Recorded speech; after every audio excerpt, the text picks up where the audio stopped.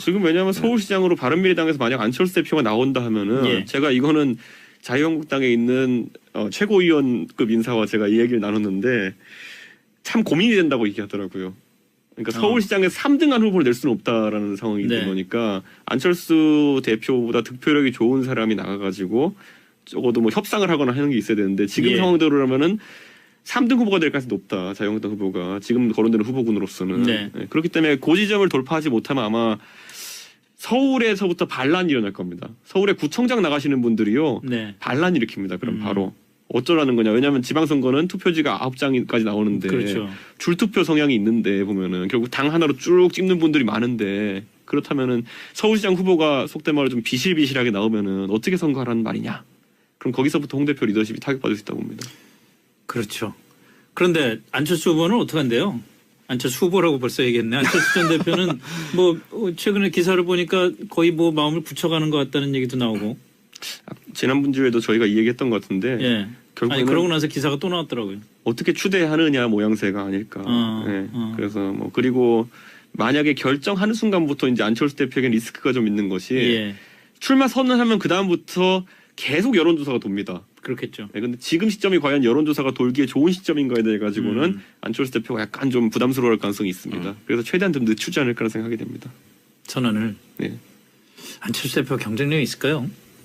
근데 이제 뭐 지금 솔직히 1등은 어려워 보이잖아요. 네. 근데 이제 2등, 3등, 2, 3위전이 굉장히 치열할 것이고 안철수 대표도 2등이라도 해서 자유한국당을 3위로 주저앉히면 대단히 큰 의미가 있지 않을까. 안철수 대표가 서울시장 선거에서 2등을 하고 자유한국당이 3위가 됐거나 의미가 없이 되거나 그럴 경우에 그게 바른미래당이 있어서 큰 정치적인 소득인가요? 자유한국당의 지지층 가운데서 소수 정당은 굳이 지지하지 못하겠다라고 하는 1, 2등 중에 한쪽을 지지하겠다라고 하는 투표 패턴을 가진 분이 많기 때문에 지난 대선 때도 보수층에서 한꺼번에 좀 옮겨 붙어서 그 힘에 입어서 이제 안철수 국민의당 대표가 거의 문재인 후보하고 동률에 가까운 잠깐이지만 그런 결과가 있었기 때문에 빠르게 어쩌면 생각보다 더 빠르게 자유한국당 지지층 이탈이 벌어질 수는 있겠죠.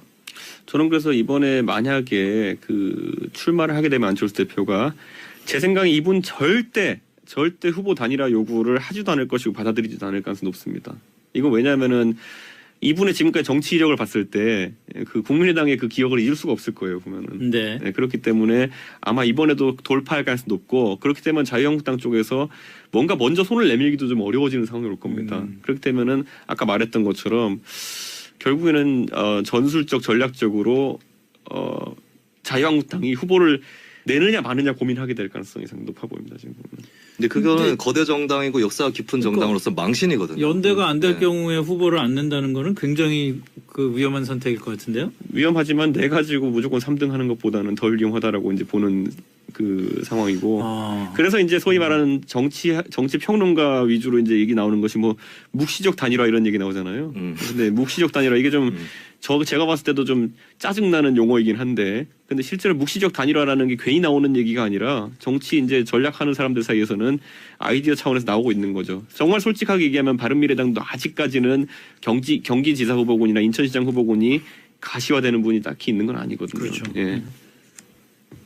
그 뭐 경기하고 이걸 묵시적 단일화를 통해서 그러니까 밖에서 나눈다.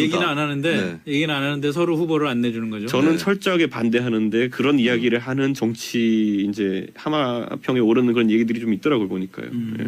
그게 이제 민주당이나 민주당 지지층 입장에서는 묵시적으로 하더라도 뭐 묵시적이 아니라 그냥 결과적으로 그렇게 되더라도 적폐연대라는 또 프레임이 가동되고 저도 그 소리 듣는 게 싫다니까요. 그게 보니까. 그래서 뭐 중장기적으로 봤을 때 바른미래당으로서는 어쨌든 손해를 보더라도 자유한국당이랑 붙어서 싸워야 될 거예요. 좋습니다. 그 역시 지방선거와 연관해서 좀 얘기를 하자면 김영철 통전부장, 김영철 조선노동당 부위원장이 지금 와서 있고 내일 오전에 가는데 어쨌든 뭐 이것과 관련된 외교안보 이슈는 아까 그 홍현익 박사랑 인터뷰도 저희가 했습니다마는 국내 정치적인 이슈로 볼 때 어떨 것 같다는 생각이 듭니까? 이게 어쨌든 지방선거까지 남은 기간 동안은 가장 큰 그 선거 이슈 중에 하나가 남북관계나 그 북핵 문제가 될 것 같은데 이게 뭐 아주 단순하게 얘기해서 누구한테 유리하게 작용을 할까요?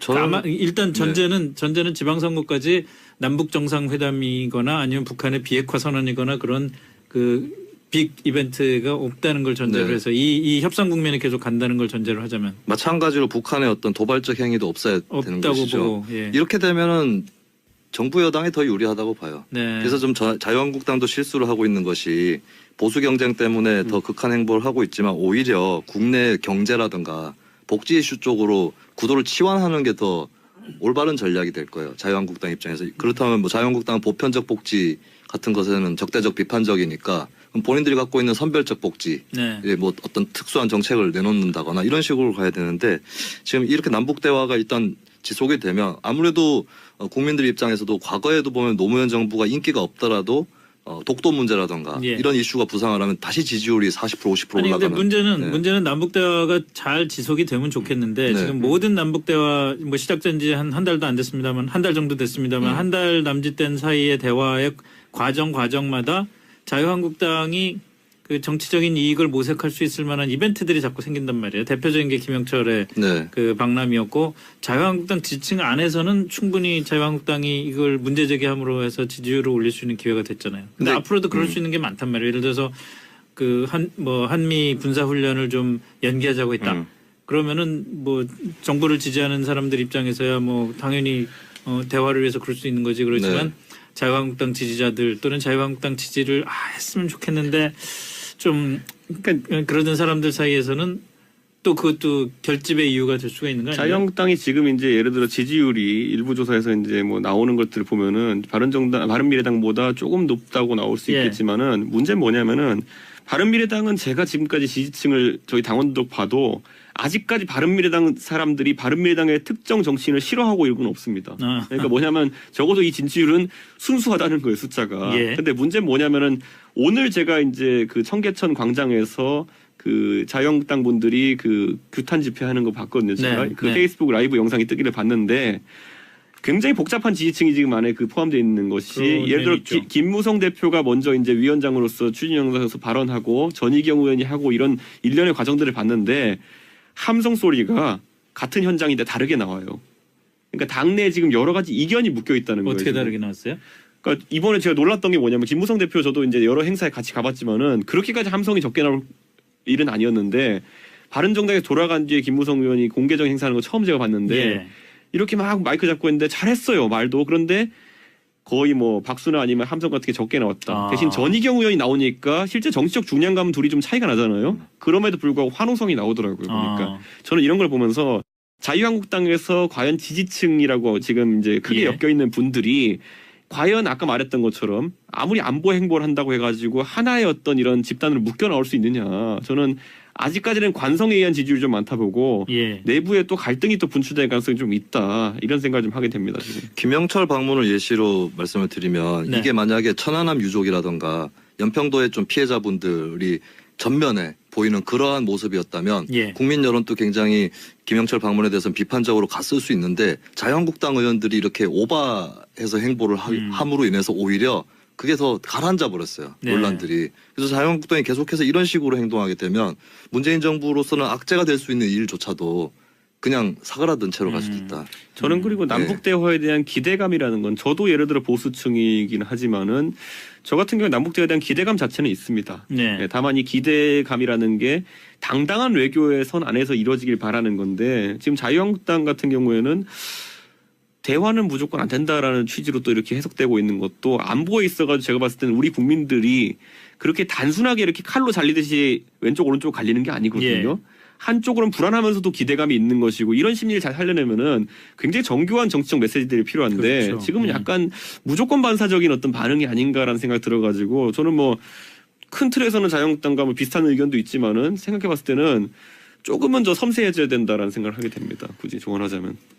자유한국당은 네. 그렇고 바른미래당에 대해서 이 안보 이슈 국면에서 네. 어떤 스탠스를 취해야 될지 굳이 충고를 하자면 어떤 충고를 할 수 방금 있겠습니까? 이제 이준석 위원 얘기하신 게 이제 총론적으로 맞는 방향인데 근데 그 구체적인 메시지가 바른미래당에서도 좀 나오고 있지 않다는 느낌이 예. 들어요. 자유한국당하고 대북이나 안보 이슈에서 크게 차이가 없지 않나. 네. 예, 그래서 그 부분 아까 말씀하신 대로 그러니까 지금 국민 여론이 강론에서는 남북 관계 이슈에 대해서 뭐 반대하거나 대북 강경적인 그런 흐름도 있지만 총론에서는 계속 대북 포용이 옳다였거든요. 예, 그 틈새를 찾아내는 게 과제가 되겠죠. 알겠습니다. 자, 오늘 여기까지 하죠. 네. 이준석 바른미래당 당협위원장, 김수민 시사평론가 두 분 수고 많이 하셨습니다. 고맙습니다. 있지 않을까. 안철수 대표가 서울시장 선거에서 2등을 하고 자유한국당이 3위가 됐거나 의미가 없이 되거나 그럴 경우에 그게 바른미래당에 있어서 큰 정치적인 소득인가요?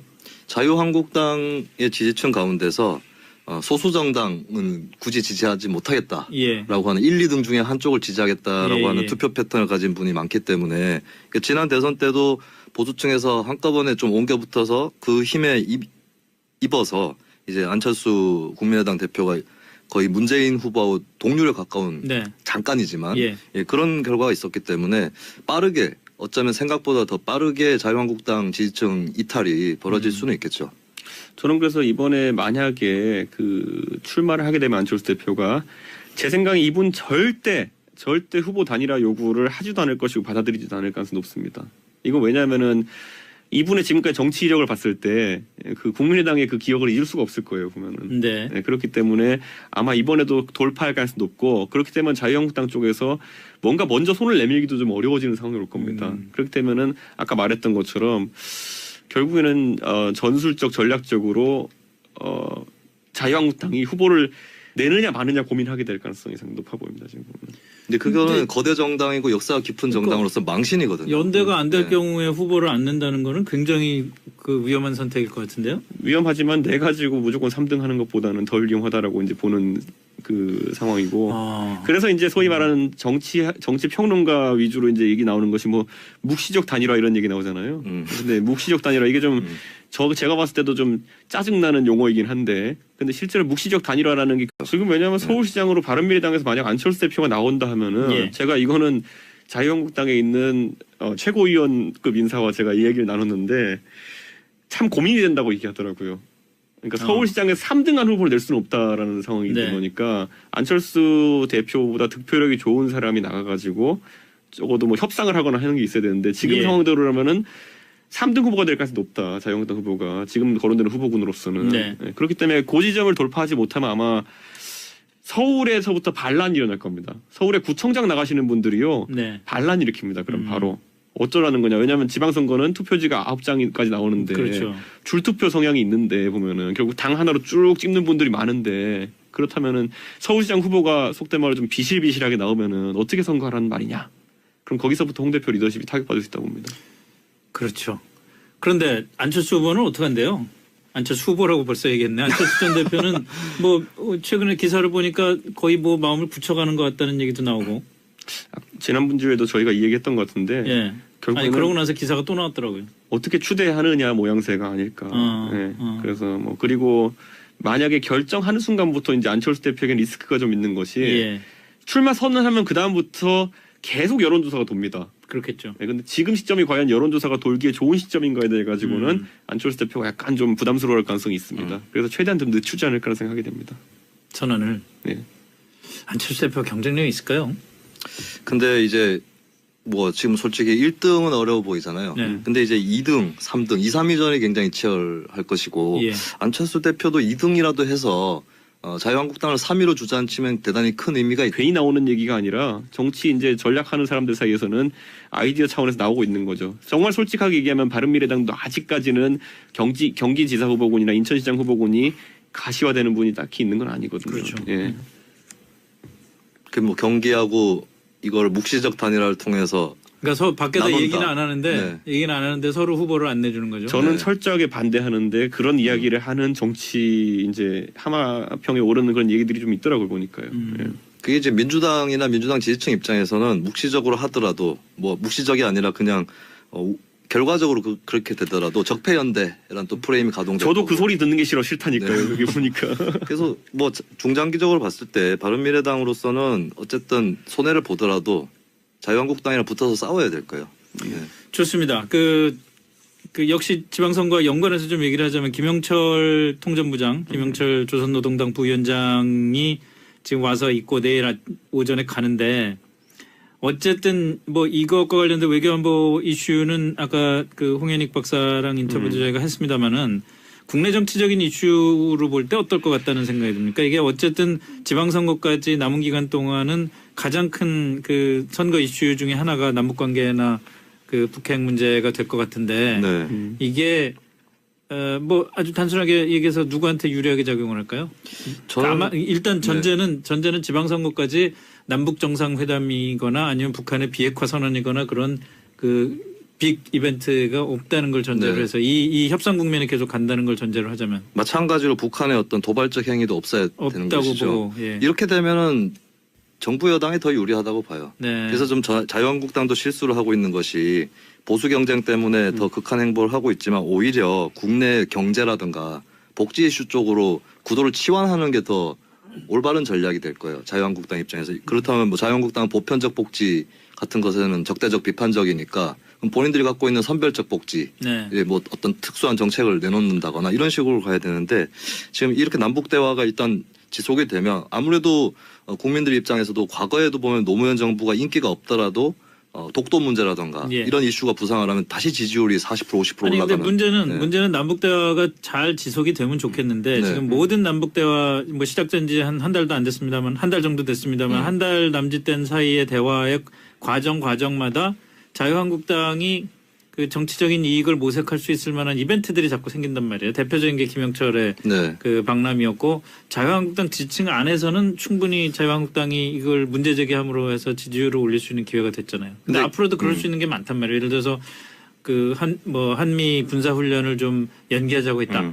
그러면은 뭐 정부를 지지하는 사람들 입장에서야 뭐 당연히 대화를 위해서 그럴 수 있는 거지. 그렇지만 자유한국당 지지자들 또는 자유한국당 지지를 했으면 좋겠는데 좀 그러니까 그러던 사람들 사이에서는 또 그것도 결집의 이유가 될 수가 있는 거 아니에요? 자유한국당이 지금 이제 예를 들어 지지율이 일부 조사에서 이제 뭐 나오는 것들을 보면은 바른미래당보다 조금 높다고 나올 수 있겠지만은 문제는 뭐냐면은 바른미래당은 제가 지금까지 지지층을 저희 당원도 봐도 아직까지 바른미래당 사람들이 바른미래당의 특정 정치인을 싫어하고 이런 건 없습니다. 그러니까 뭐냐면 적어도 이 진지율은 순수하다는 거예요, 숫자가. 근데 문제는 뭐냐면은 오늘 제가 이제 그 청계천 광장에서 그 자유한국당 분들이 그 규탄 집회하는 거 봤거든요. 제가 그 페이스북 라이브 영상이 뜨기를 봤는데 굉장히 복잡한 지지층이 지금 안에 그 포함되어 있는 것이 예를 들어 김무성 대표가 먼저 이제 위원장으로서 추진 영상에서 발언하고 전희경 의원이 하고 이런 일련의 과정들을 봤는데